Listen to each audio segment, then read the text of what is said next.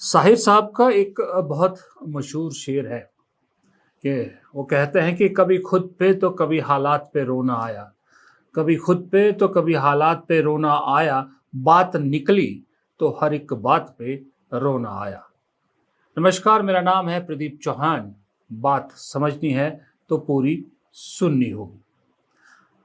H1B, GST, अमेरिकी tariff, vote चोरी, अडानी, अर्थव्यवस्था, चुनावी बॉन्ड, कृषि कानून, कोविड-19, नोटबंदी। जी हाँ, घबराइए मत, ये सब वो मुद्दे नहीं है जिस पर मैं आज वीडियो बनाने वाला हूँ। दरअसल ये सब वो चंद विषय हैं जिन पर राहुल गांधी की कही बातें सच निकली है। आज इसका जिक्र मैंने इसलिए किया कि आज एक और बात राहुल गांधी की सही निकली। जब प्रधानमंत्री के निकटतम दोस्त डोनाल्ड ट्रंप ने एक बार फिर उनको ऐसा झटका दिया कि लोगों को राहुल गांधी का 2017 का वही गोदी ए नई का ये बयान याद आ गया, जहां राहुल गांधी ने ट्वीट किया था कि प्रधानमंत्री मोदी H1B वीजा इशू जो है यूएस प्रेसिडेंट डोनाल्ड ट्रंप के साथ ठीक से नहीं उठा रहे हैं, भारत ने कमजोर प्रधानमंत्री को चुना है। उस वक्त राहुल गांधी की बहुत जो है वो अंधभक्तों ने फजीयत की थी कि देखिए देश के खिलाफ काम कर रहे हैं। आज राहुल गांधी का वही बयान लोगों को याद आ रहा है। क्योंकि डोनाल्ड ट्रंप ने H1B वीजा जो भारतीयों को मिलता है वहां पर सबसे ज्यादा 71% H1B वीजा को लेने वाले जो है वो अमेरिका में भारतीय है, जो वर्किंग काम करने के लिए वहां वीजा मिलता है। 71% से ज्यादा उसकी फीस बढ़ाकर तकरीबन 88 से 90 लाख कर दी, 88 लाख से ऊपर कर दी। यानी आपको हर साल H1B वीजा लेने के लिए 88 लाख कम से कम देने पड़ेंगे। तो लोगों को राहुल गांधी के ट्वीट के साथ साथ मोदी जी का ये बयान भी याद आ गया। आप में से बहुत से लोगों की H1B वीजा के रिन्यू को लेकर भी लंबे अरसे से एक डिमांड थी। अब ये निर्णय लिया गया है कि H1B वीजा को रिन्यू करने के लिए आपको अमेरिका से बाहर नहीं जाना पड़ेगा।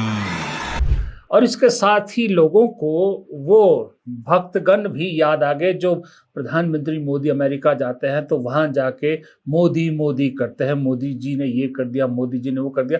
आज सब उन्हें उनके वीडियो डाल डालकर बुला रहे हैं, आइए भारत, आइए आइए आइए। साल के 88 लाख कैसे दे पाएंगे आप? ये फजीयतों का दौर लगातार जारी है और जब भी ऐसी कोई फजीयत होती है लोगों को राहुल गांधी क्यों याद आ जाते हैं, राहुल गांधी का जिक्र क्यों आ जाता है?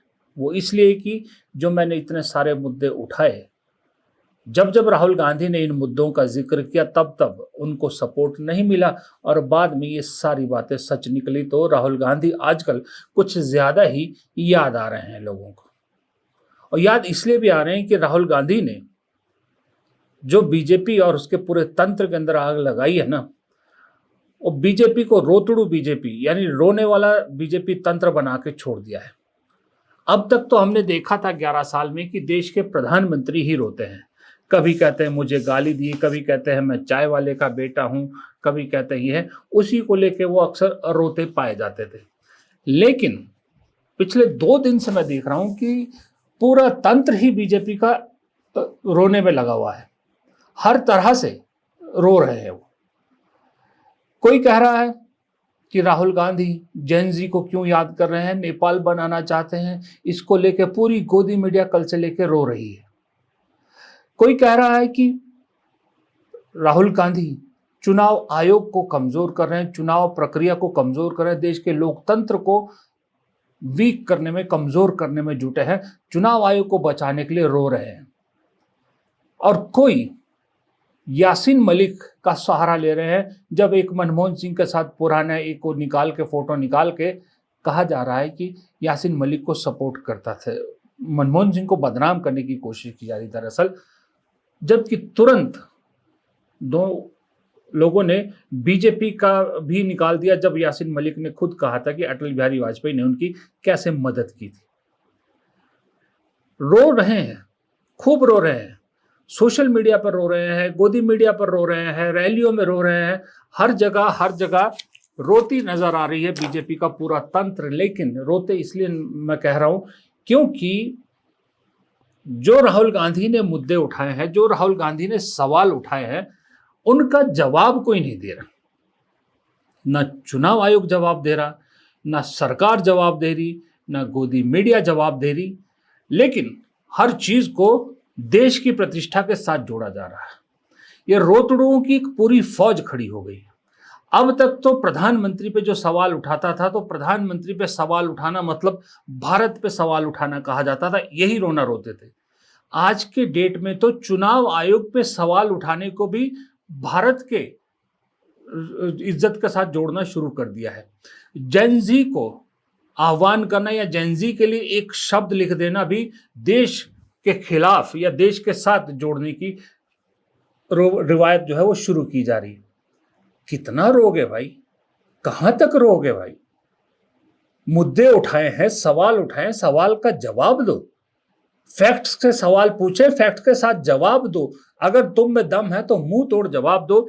ये क्या रुदालियों की तरह हर मुद्दे पर रोना रोना रोना रोना रोना रोना, कभी मां के नाम पे रोना, मां को गाली दी, कभी प्रधानमंत्री को गाली दी, कभी चुनाव आयोग को गाली दी है, कभी जो है वो जेनजी के नाम पे देश के लोकतंत्र को गाली दे रहे।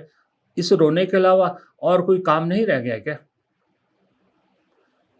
अच्छा है अगर जल्द से जल्द इस रुआंसे की दुनिया से बाहर निकले बीजेपी, क्योंकि राहुल गांधी ने ठान रखा है कि ये तो अभी शुरुआत है, इब्तिदाए इश्क है, रोता है क्या, आगे आगे देखिए होता है क्या। So it's very clear. Look, we have shown it in Madhepura. We have shown it in Alipur. We are going to show it in such a way that there will be nobody in India who will have any doubt that Narendra Modi ji has done chori and okay, there are some rumors that you are revealing about Prime Minister's constituency also. So we are going to reveal, I've said already, a hydrogen bomb that is going to devastate completely the reality of the situation. Because it is, we have open and shut proof on what we have said. We are not, you have seen my first press conference, you've seen my second press conference. We have black and white proof, I'm not saying anything without proof. And we have 100% proof of a number of things that have happened that are going to come out. Is it something about Varanasi? That is for you to guess, that is for you to speculate. I will do my job, I will deliver on my job. Thank you. दरअसल देखिए, जितने ये रोने वाले हैं, इन सबको मालूम है कि अगर मोदी जी कमजोर होते हैं तो इन सब की लुटिया डूब जाएगी। क्योंकि चाहे वो गोदी मीडिया हो, चाहे वो गोदी एंकर हो, चाहे वो बीजेपी अंधभक्त हो, सबको कहीं ना कहीं से कुछ ना कुछ मोदी जी की गुणगान करने से, मोदी जी का बखान करने से आर्थिक फायदा होता है। चैनलों को सरकारी ऐड मिलती है, गोदी एंकरों को, चैनलों के मालिकों को पैसा मिलता है, ट्रोलर्स को, अंधभक्तों को ट्रोल करने के पैसे मिलते हैं। हर चीज पैसे से जुड़ी है, हर चीज को इन सब लोगों को लगता है मोदी जी के साथ इनका भी भविष्य गर्त में उड़ जाए, क्योंकि कनेक्शन पैसे का है।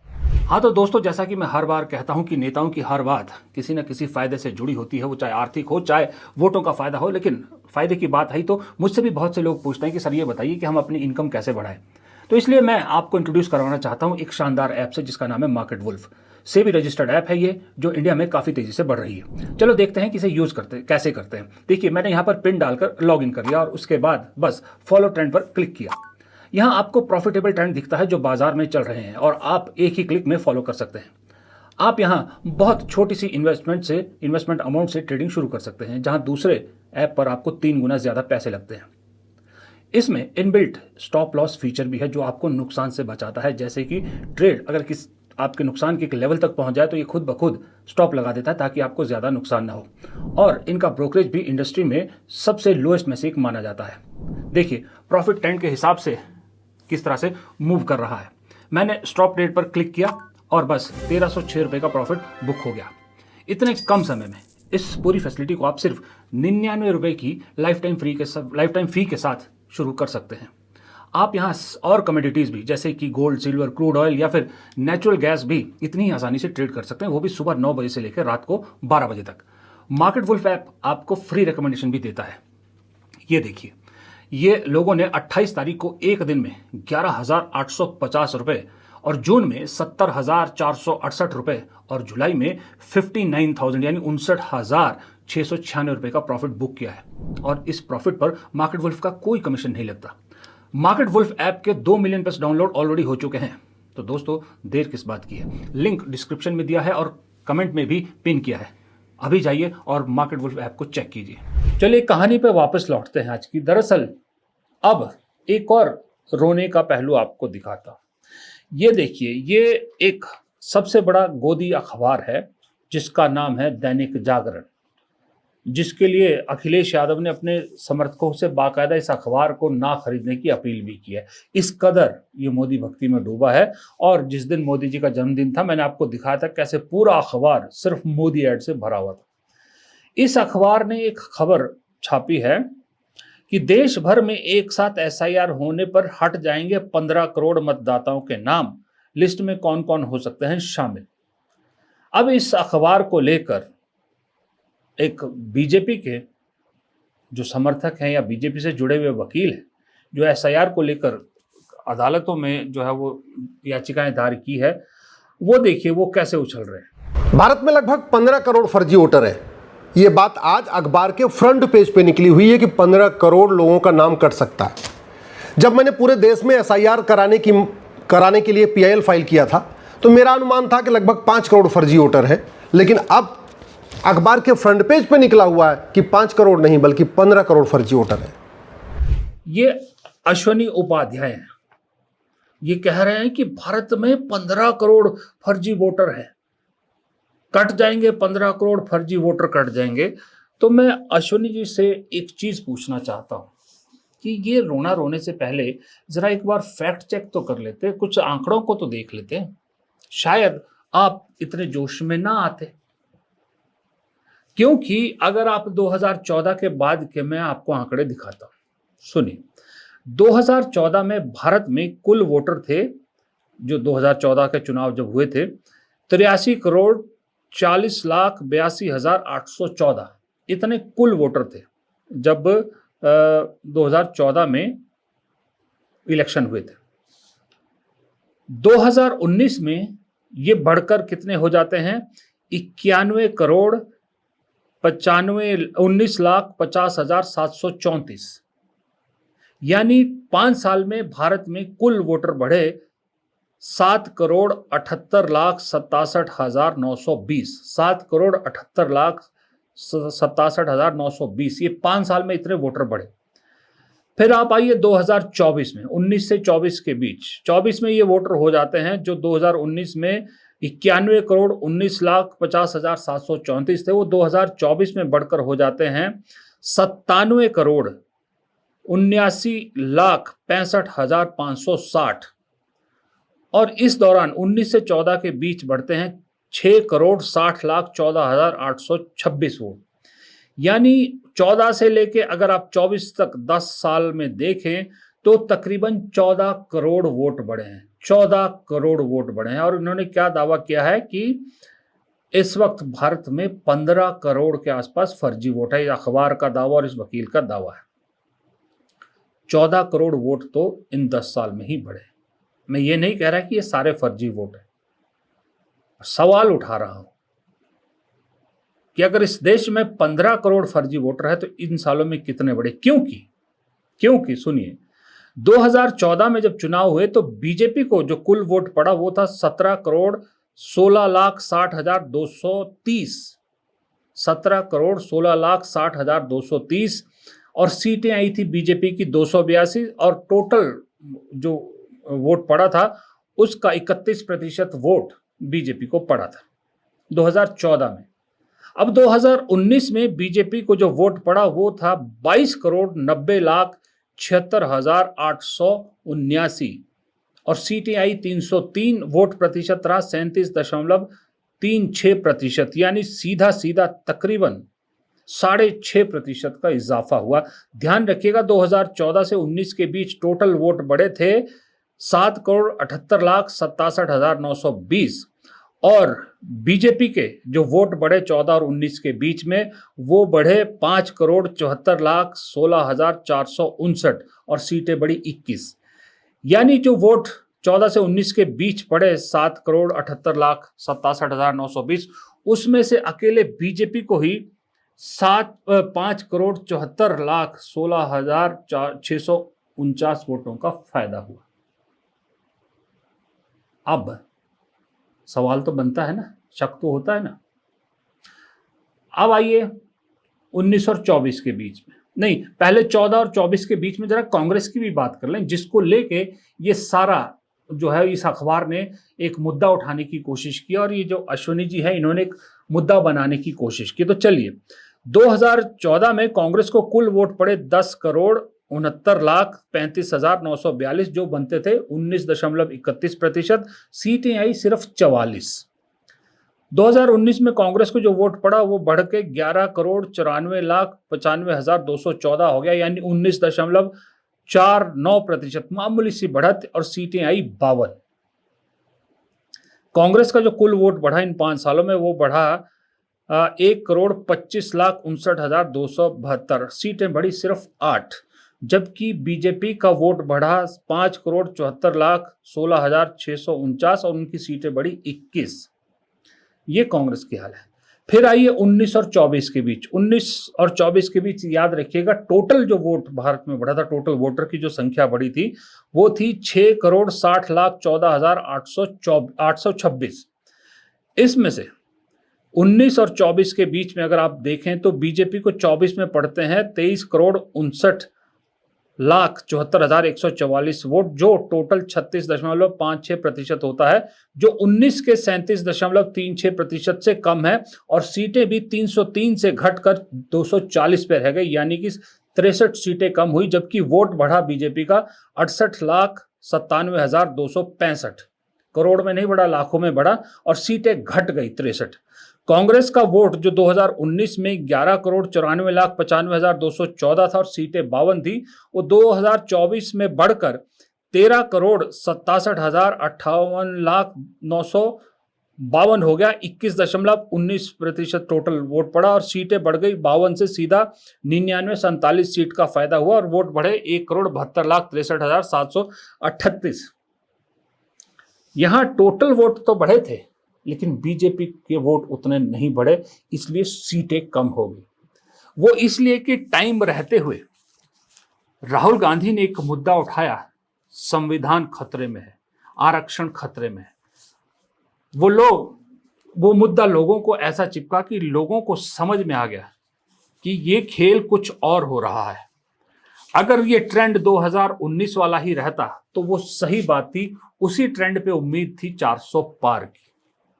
अगर राहुल गांधी वो संविधान वाला मुद्दा ना उठा पाते तो शायद 400 पार भी आपको दिखता और जो टोटल वोट 19 और 24 के बीच में 6.5 करोड़ से ज्यादा वोट पड़ा, उसमें से 19 और 14 के बीच जैसे 5 करोड़ से ज्यादा वोट अकेले बीजेपी को पड़ा, 5.25 करोड़, उसी तरह का आपको दिखता और सीटों का नंबर कहीं ज्यादा होता। लेकिन राहुल गांधी के एक मुद्दा उठाने से वो इतना असर पड़ा कि जो ट्रेडिशनल जो पिछले 19 में जो वोट बीजेपी को पड़ा था वो बीजेपी से छिटक के कांग्रेस और दूसरी पार्टियों को पड़ गया। यहीं से डर बीजेपी के दिल में बैठा कि अगर ये खेल हो गया है और वोट चोरी करके जो वोट बढ़ाया है, अगर लोगों में इस तरह का एक मुद्दा चिपक के हमको 240 पे ला सकता है, तो क्यों ना इसका ऐसा इलाज किया जाए कि सिर्फ और सिर्फ अपना वोट रह जाए बाकियों का वोट ना रहे। ये खेल है एसआईआर के जरिए किया जा रहा है। ये जो 15 करोड़ का फर्जी वोटर का आंकड़ा भरा बता रहे हैं कि 15 करोड़ फर्जी वोटर है, मेरा सवाल ये है कि अगर 14 से 24 के बीच में तकरीबन 13.5 करोड़ या 14 करोड़ के आसपास वोट बढ़ रहे हैं, 7 से 14 करोड़ के आसपास वोट बढ़ रहे हैं, इसमें कितना फर्जी वोट है, कितना फर्जी वोट बढ़ा है? अगर इसमें बढ़ा है, फर्जी वोट बढ़ा है, क्योंकि 10 साल में 14 करोड़ वोट बढ़ना कोई मामूली आंकड़ा नहीं है। 10 साल में 14 करोड़ यानी कि आप एक मान के चलिए ऑन एन एवरेज 7 करोड़ हर 5 साल में बढ़ रहा है। इस हिसाब से तो अगर हम हर साल उससे जाते तो इस हिसाब से तो हम बहुत जल्द ये वोटर आंकड़ा कहीं का कहीं पहुंच जाएगा। इतना मेरे ख्याल से इतना फास्ट किसी और 5 साल में या 5 साल के वक्त में इतना तेजी से नहीं बढ़ा होगा जितना इन 10 सालों में बढ़ा है। तो अगर इस दौरान जेन्युइन वोट बने हैं तो पक्की बात है फर्जी वोट भी बने होंगे। फिर क्या ये अश्वनी उपाध्याय जी या ये अखबार जागरण, इन्हें ये सवाल नहीं उठाना चाहिए कि जो इस दौरान जहां जब फर्जी वोट बने हैं, जो चुनाव आयोग में लोग हैं, चुनाव आयुक्त हैं, उनके खिलाफ मामला दर्ज किया जाए, उनके खिलाफ कार्रवाई की मांग की जाए। वो चाहे स्टेट लेवल के चुनाव आयुक्त हैं या दिल्ली में बैठे मुख्य चुनाव आयुक्त, सब पे मामला दर्ज होना चाहिए। दूसरी बात, इस दौरान जिस तरह से खास करके 14 से 19 के बीच बीजेपी का अचानक से इतना वोट बढ़ गया, अगर उसमें फर्जी वोट उस दौरान बढ़ा है तो क्या वो उस सरकार को गया? अगर ऐसा है तो फिर वो सरकार इलीगल थी, इसका सवाल नहीं उठाना चाहिए, इसको अदालत में चैलेंज नहीं करना चाहिए। ये सवाल उठाना चाहिए दोनों को, अखबार को भी और इन वकील साहब को भी। और अगर ये सब फर्जी वोट बढ़ रहा है, अगर इन 10 सालों में बढ़ा है फर्जी वोट, तो 10 सालों में जो सरकार है वो किसकी है? कांग्रेस पे अगर आप उंगली उठा रहे हो तो सवाल ये उठता है कि कांग्रेस ने बढ़ाया कैसे? सरकार तो केंद्र में बीजेपी की है, केंद्र में चुनाव आयुक्त जो है बीजेपी का है, सब कुछ तो बीजेपी के पास है, फिर ये बढ़ा कैसे वोट? ये फर्जी वोट बनाने में कांग्रेस कामयाब कैसे हुई? अगर कांग्रेस कामयाब हो रही है फिर तो देश में जो सरकार है उसको भी कटघरे में खटना चाहिए, उसके खिलाफ भी कार्रवाई होनी चाहिए, इससे रिलेटेड मंत्री से कार्रवाई होनी चाहिए। अब आप कहते हो घुसपैठिए बहुत आ गए हैं, उन्हें वोटर बना दिया गया है, तो देश के गृह मंत्री को इस्तीफा देना चाहिए, गृह मंत्री का इस्तीफा मांगना चाहिए कि आपके रहते ये हुआ कैसे। ये सब चीजें दरअसल काम करने का बीजेपी में मुझे लगता है रिवाज खत्म हो गया। आधी अधूरी चीजें आपको परोसी जाती है, लोगों को परोसी जाती है, इनको लगता है कि आधी अधूरी चीजों का कोई जवाब देगा नहीं, ये 2014 और 19 के बीच के ढर्रे में फंसे हैं। जबकि आज सवाल एक पूछते हैं बीजेपी के लोग, उसके जवाब में 5 एविडेंस डाल दिए जाते हैं। ये सोशल मीडिया टीम कांग्रेस की जो मजबूत हुई है उसका भी क्रेडिट है, और बाकी पार्टियां भी इसी काम में लगी हुई हैं। अब राहुल गांधी ने प्रेस कॉन्फ्रेंस की, परसों सवाल पूछा, हम सब ने देखा कि किस तरह से उन्होंने कहा कि लोकतंत्र को बचाना मेरा काम नहीं है, मैं लीडर ऑफ अपोजिशन हूं, लेकिन फिर भी मैं कर रहा हूं क्योंकि जिनका ये काम है वो नहीं कर रहे। ये उन्होंने पूरी बात का लब्बो-लबाब था काट के छोटा सा एक वीडियो बनाया, जो है वो क्लिप वायरल की जा रही है कि राहुल गांधी कहते हैं लोकतंत्र को बचाना मेरा काम नहीं है, मेरा काम सवाल पूछना है। उन्हें लगता है लोग आज के जमाने में भी बेवकूफ बनते हैं। दरअसल ये जो क्लिप्स वायरल होती है, ये क्लिप्स सिर्फ और सिर्फ अंधभक्तों के बीच में ही रह जाती है, वही इस पे विश्वास करते हैं। वरना तो राहुल गांधी की उस प्रेस कॉन्फ्रेंस को देखने वाले लाखों में है, सोशल मीडिया पे देख लीजिए, यूट्यूब वगैरह पे सब पे मिला के कि कितने लोगों ने देखी है। जिसने देखी है उसको पूरा सेंटेंस मालूम है, उसके बाद हम जैसे लोगों ने पूरा सेंटेंस दिखाया है, लेकिन क्लिप डाल दी जाती है और अपना रिसोर्स टाइम वेस्ट करते हैं बीजेपी वाले। अरे भाई, अंधभक्त तो वैसे ही तुम्हारे हैं, उनके लिए ये क्लिप डालने का क्या फायदा है? वो तो वैसे भी तुम्हारे साथ है, वो तो तुम कहोगे दिन है वो कहेंगे दिन है, वो रात कहोगे रात है। लेकिन जो एक वक्त में अंधभक्त हो गए थे, अब उससे बाहर निकल रहे हैं, उन्हें फिर तुम वही 14 और 19 के बीच का जो वक्त था उसी तरह से इन्फ्लुएंस करने की कोशिश करो, तो आपसे बड़ा कमजोर दिमाग का कोई नहीं है।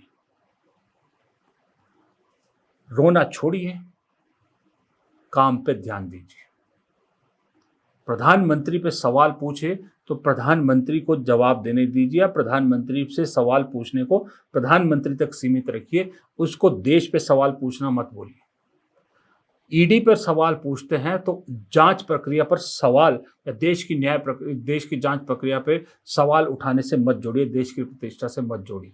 चुनाव आयोग से अगर लीडर ऑफ ऑपोजिशन सवाल पूछ रहा है तो चुनाव आयोग को जवाब देने के लिए कहिए, देश के लोकतंत्र को कमजोर करने की कोशिश से मत जोड़िए।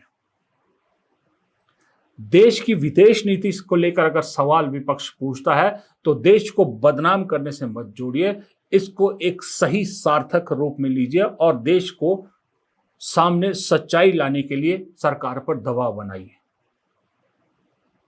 लेकिन मजबूरी यह है कि इस देश में भक्त नहीं है, इस देश में अंधभक्त है। और अंधभक्तों को सिर्फ अंधभक्त कहना भी मुझे लगता है कम है। ये अंधभक्त सिर्फ अंधे नहीं है, ये कान से भी बहरे हो चुके हैं। इन्हें ना बुरा दिखता है, ना इन्हें बुरा सुनाई देता है। महात्मा गांधी के 3 मंदिर थे ना जिन्हें दिखता था बुरा, ना सुनता था, ना बोलते थे। ये बोलते तो हैं, ये गांधी जी के उन 3 में से 2 बंदर बन गए, जो बुरा बोलने के लिए तो कहीं नहीं रुकते, किसी का भी कैरेक्टर असैसिनेशन कर लेते हैं। लेकिन ना ये मोदी जी के खिलाफ बुरा इनको दिखता है, ना इनको बुरा सुनता है मोदी जी से सवाल।